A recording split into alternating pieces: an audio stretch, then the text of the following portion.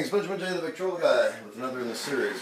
Well, just did a recording on the tinfoil phonograph, and it's interesting that when you put this foil on the phonograph, it is extremely limp, as you can see.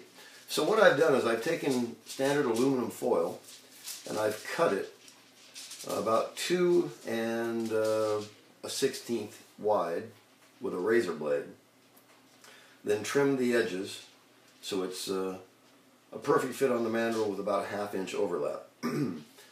I cut it on a glass tabletop, and while it was laying there, I then burnished it, ran my fingers over it to get all of the wrinkles out of it, or as many as you can get out of it in any case.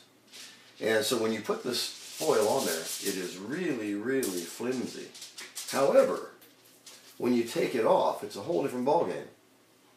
You've recorded on it, so it is covered with these parallel grooves, just like in a tin can, which is why they're in a tin can. When you do this to a surface, it really, really stiffens it.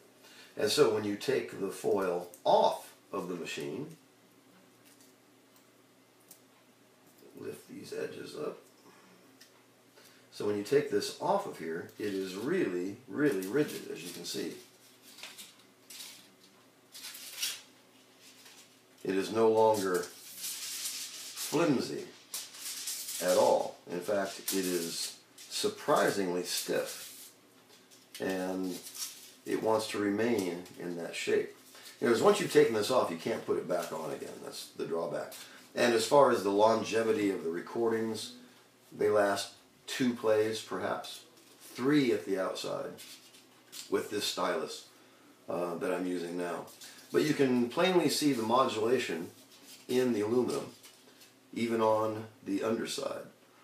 You know, just hill and dale recording, so it looks like a series of dots, which is exactly what it is, really. But again, I just wanted to do a video of taking the foil off of the machine so you can see what it looks like.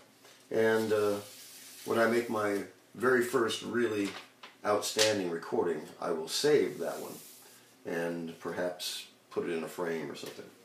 But Edison used to take these off the phonograph, sign them, and then give them to people as souvenirs.